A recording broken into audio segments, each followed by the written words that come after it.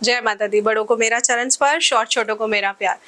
मैं ज्योतिष आचार्य प्रियंका भारद्वाज स्वागत करती हूँ आप सभी का अपने इस यूट्यूब चैनल पर और आशा करती हूँ कि आप सभी लोग स्वस्थ होंगे और मस्त होंगे।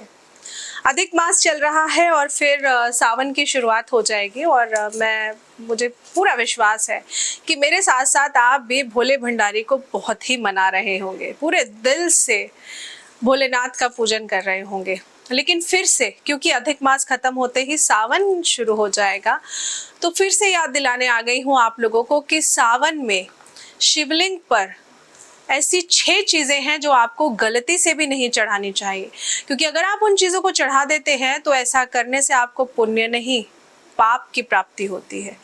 और अगर आप ऐसा करते हैं, ये 6 चीजें चढ़ाते हैं, तो आपको पूजा का पूर्ण फल नहीं मिलता है। तो सबसे पहले वो कौन सी चीज है जो आपको भोलेनाथ के ऊपर अर्पण नहीं करनी चाहिए? सबसे पहली चीज है, डायरी और पेन लेकर बैठिए, फिर नोट करिए, गलती मत करिएगा। भोले भंडारी वैसे तो एक छोटे से 1 लोटा जल में ही प्रसन्न हो जाते हैं, लेकिन ऐसा कुछ मत करिएगा कि प्रसन्न होने की बजाय आपसे वो रुष्ट हो जाए, नाराज हो जाए। तो सबसे पहली चीज है तुलसी दल। पौराणिक मान्यता के अनुसार भगवान शिव ने तुलसी के पति असुर जालंधर का वध किया था, तो इसीलिए माता तुलसी ने स्वयं भगवान शिव को अपने अलौकिक और दैवीय गुणों वाले पत्तों से वंचित कर दिया था। यही वजह है कि शिवजी की पूजा में तुलसी दल का प्रयोग नहीं किया जाता है। अच्छा, मैं जो ये चीजें आपको बताऊंगी ना कि कौन कौन सी वो चीजें हैं जो आपको भोलेनाथ पे नहीं चढ़ानी है, तो मैं आपको ना वजह भी बताऊंगी कि ऐसी क्या वजह है जिस वजह से आपको वो चीजें नहीं चढ़ानी है। क्योंकि मेरी एस्ट्रो एडवाइस फैमिली के पास जानकारी पूरी होनी चाहिए, आधी नहीं होनी चाहिए, ताकि कल को अगर आप किसी को मना करें कि ये चीज नहीं अर्पण करनी है, तो आप उसकी वजह उसे समझा सके। तो इसलिए ध्यान से सुनिएगा और ज्यादा से ज्यादा इस वीडियो को शेयर जरूर करिएगा, क्योंकि ऐसी जानकारी जिससे किसी का लाभ हो, आप जितनी शेयर करेंगे उसका पुण्य आपको भी मिलेगा। इसके अलावा दूसरी चीज है केतकी के फूल। जी हाँ, केतकी के फूल होते तो बहुत सुंदर है, लेकिन शिव पुराण के अनुसार ब्रह्मा जी के एक झूठ में केतकी के फूल ने उनका साथ दिया था, जिससे रुष्ट होकर शिवजी ने केतकी के फूल को श्राप दिया और कहा कि मेरी पूजा में कभी भी केतकी के फूलों को अर्पित नहीं किया जाएगा। देखा, और इसी श्राप के बाद से शिव पूजा में केतकी के फूल अर्पित नहीं किए जाते हैं।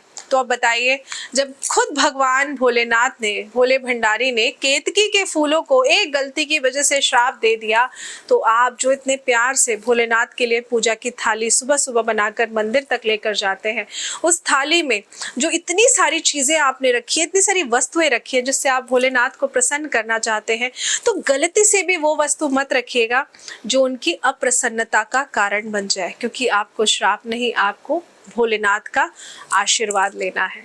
अब तीसरी कौन सी चीज है जो आपको भोलेनाथ पर नहीं चढ़ानी चाहिए? तो वो तीसरी चीज है हल्दी। जी हाँ, शिव पूजा में कभी भी हल्दी का इस्तेमाल नहीं होता है। जानते हैं क्यों? क्योंकि हल्दी को स्त्री से संबंधित माना गया है और शिवलिंग पुरुष तत्व का, मैं अगर बोलूं तो पुरुष तत्व का प्रतीक है, इसलिए शिवलिंग पर हल्दी नहीं चढ़ानी चाहिए। ऐसे में शिवजी की पूजा में हल्दी का उपयोग करने से पूजा का फल आपको पूर्णतः नहीं मिलता है। इसके अलावा भोलेनाथ पर टूटे हुए चावल, टूटे हुए अक्षत, इनको भी नहीं चढ़ाना चाहिए, क्योंकि टूटा हुआ चावल अपूर्ण माना जाता है। हम बोलते हैं ना अक्षत, अक्षत मतलब जो कभी खत्म ना हो, जिसका कभी क्षय ना हो, है ना, अक्षत जो कभी खत्म ना हो, पूर्ण। लेकिन जो टूटे हुए अक्षत होते हैं, टूटे हुए चावल होते हैं ना, वो पूर्ण नहीं, वो अपूर्ण होते हैं और वो अशुद्ध माने गए हैं। तो इसलिए कभी भी टूटे हुए चावलों को भोलेनाथ पर अर्पण नहीं करना चाहिए। इसीलिए शिव पूजा में इसे बिल्कुल भी, शिव पूजन में इसका इस्तेमाल नहीं किया जाता है। इससे पूजा का पूर्ण फल नहीं मिलता है, इसलिए इस बात का ध्यान रखिए। इसके अलावा शिव पूजन में कुमकुम या सिंदूर सुहागिन महिलाएं पति की लंबी और स्वस्थ जीवन की कामना के लिए अपने मांग में सिंदूर लगाती हैं। पूजा में भी कुमकुम या सिंदूर का इस्तेमाल बहुत ही पुण्यदायी माना जाता है, लेकिन शिवजी की पूजा में कुमकुम या सिंदूर नहीं चढ़ाना चाहिए, क्योंकि शिव विनाशक कहे जाते हैं। शिव को विनाशक भी बोला जाता है और उनकी पूजा में इन चीज़ों का इस्तेमाल अशुभ माना जाता है। इसलिए शिव पूजन में आपको गलती से भी रोली, कुमकुम, सिंदूर इनका इस्तेमाल नहीं करना चाहिए।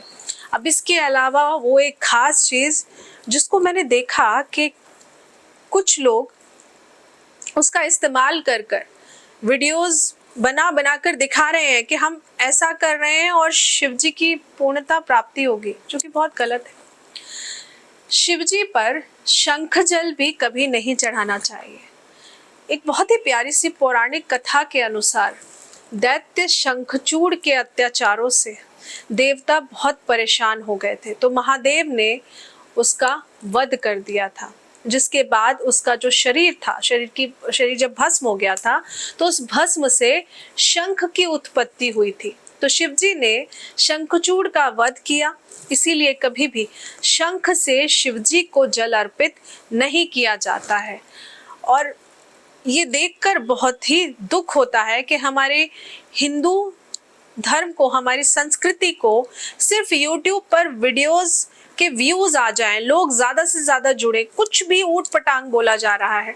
लेकिन मेरी एस्ट्रो एडवाइस फैमिली से हाथ जोड़कर निवेदन और विनती है कि आप ऐसी गलती बिल्कुल मत करिए, क्योंकि आप पहले से ही इतने व्यस्त हैं और अपने व्यस्त समय में से जो आप समय भगवान के लिए निकाल रहे हैं, जिसका पुण्य आपको मिलना चाहिए, तो ऐसी गलती मत करिए कि पुण्य की बजाय आप पाप के भोगी बन जाएं। तो ये कुछ चीज़ें थी जिनका आप ध्यान ज़रूर रखिएगा कि सावन में गलती से भी भोलेनाथ के ऊपर ये चीज़ें आप बिल्कुल भी अर्पण मत करिएगा। और क्यों नहीं करनी वो भी मैंने आपको बता दिया है। तो आशा करती हूँ कि आपको जानकारी अच्छी लगी होगी। जानकारी अच्छी लगी हो तो वीडियो को लाइक ज़रूर करिएगा, चैनल को सब्सक्राइब करना बिल्कुल मत भूलिएगा और साथ ही में वीडियो को ज़्यादा से ज़्यादा शेयर करिएगा। जय माता दी।